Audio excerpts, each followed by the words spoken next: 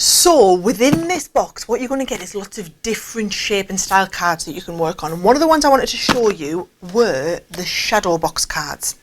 So these are the types of cards I'm talking about. And this is what we're going to have a go at making in this project.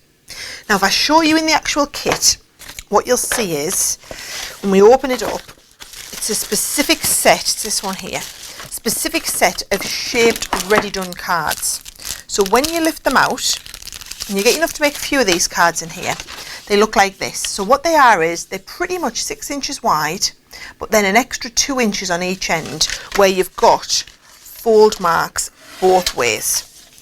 So you see you can fold these in and it makes this sort of shape here. And for each card you need 2 of these, one to go on the back and one to go on the front. Or you could always, once you've got the hang of it, you could always put them onto a flat back if you wanted, but then it won't fold flat. So if you wanted to fold flat, if you look here, it needs to fold both sides in or both sides out. If you stick it onto a flat back, you're going to have nowhere for the front to fold. It would kind of have to fold a little bit sideways. It just doesn't quite work. So our intention is that you'd need 2 of these, which is why we've put you an even number in. I'm just thinking of ways you could eke your kit out a little bit more, all right? Now, what I'm going to do for the card, if you look here, I've used the creator card style again, but we've cut into the front. So just like we did with the plain card, but now we're going to do it with the shaped card here.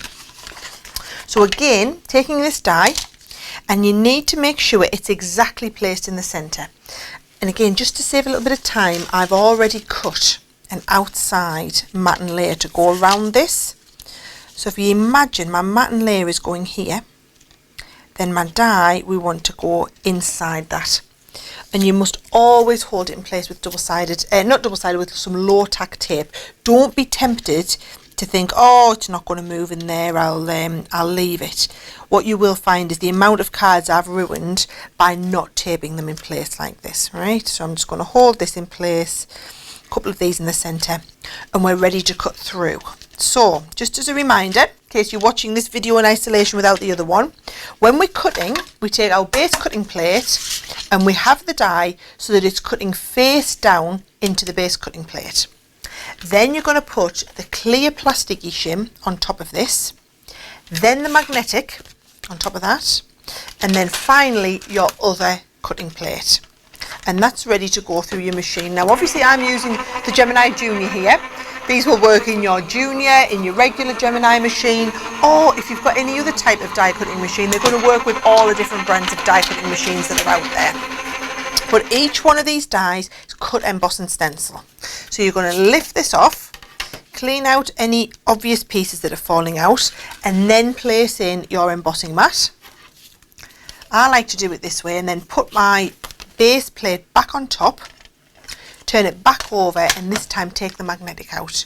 So this means that actually we're never touching the die, so we're not moving the die around, right? Now if we take all this apart, just try and really carefully to not knock that as we're going, right? And then again we're going to ink through, cut, emboss and stencil. So I'm going to use all of the stenciling, use either, if you've got other brands of ink pads, you can use any brand of ink pad. I'm using our Harmony ones. These are the blendable inks. So this is your pink tulip.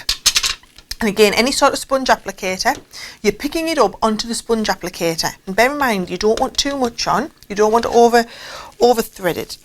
And then we're just going to blend this round. So what this is doing is this is giving us ink in all the areas where we've left spaces when we've designed the die. I'm going to come back and remove the tape and do the tape piece last. But I'd love to get a bit of ink into there because it's just giving a little bit something extra. And the thing is, when the dies are all designed as cut, emboss and stencil, you don't have to do all of the above. A lot of people just cut their dies and don't bother with the embossing and the stenciling. But if you want to give your card that little bit of a professional feel, give it a little bit of a lift, this is a great way to do it.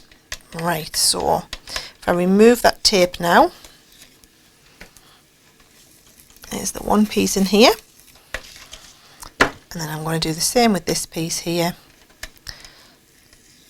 Lift this off and then just make sure we've got our ink through everywhere. Okay,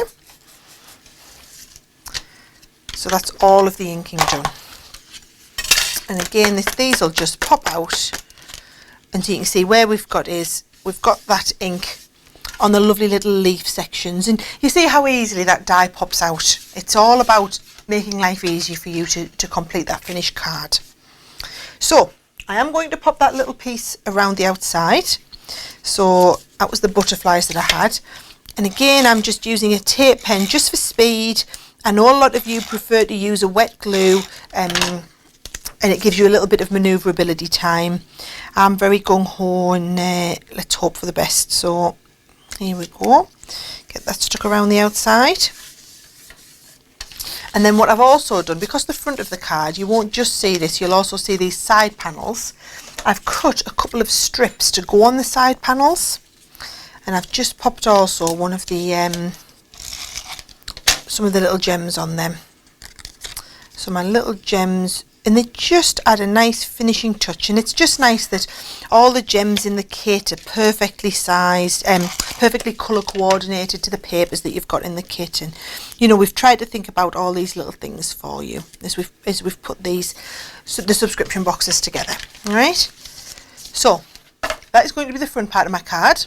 And if you look, I did this one in purple, but you can see I've just done a little bit of stamping again in the background. So the stamping, if I remind you, I'm just taking a piece of the plain card. So again, these are from the kits, and you've got the stamp set. So Follow Your Dreams is the one I chose for here. Now, when you're doing your stamping, these will work on any sort of acrylic blocks or whatever. I'm just going to position it in the middle of a rocker block.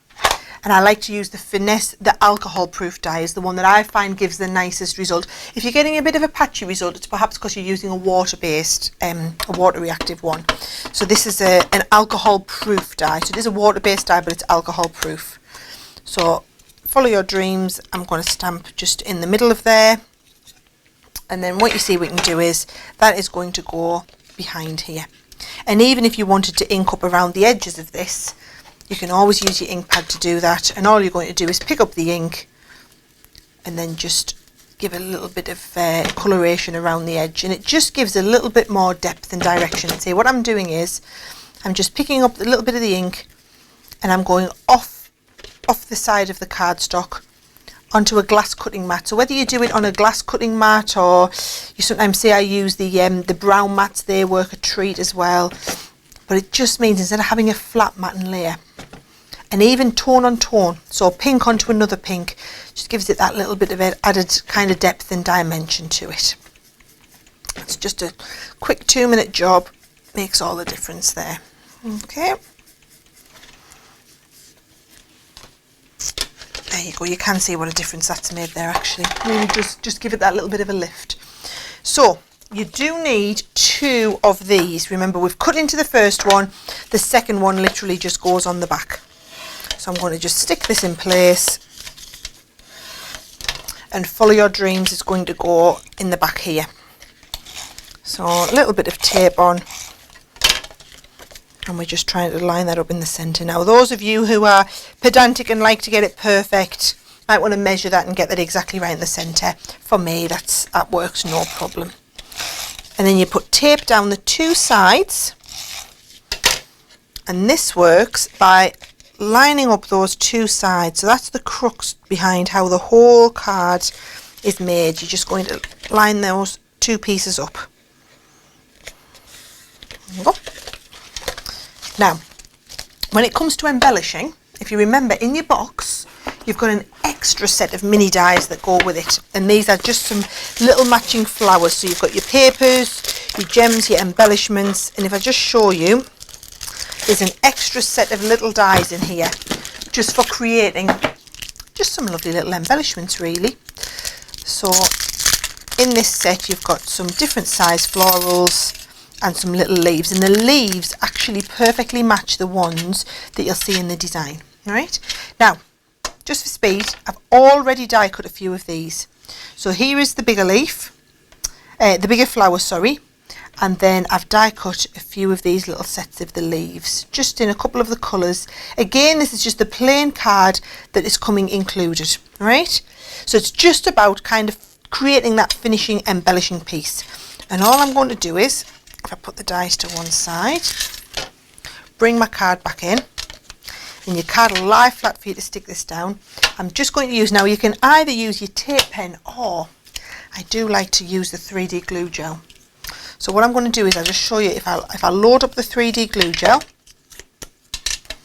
I'm going to just squeeze a bit into the syringe here, and then I can use this for accurately popping on my little flowers. So again, all of these leaves have designed, can you see they've got the little cutting detail in them, which just makes them a little bit easier to shape. So I just pop little blobs of 3D glue gel on there. They're just going to embellish up like this. And I've got plenty of them in the larger size and the smaller size, just to finish the project off.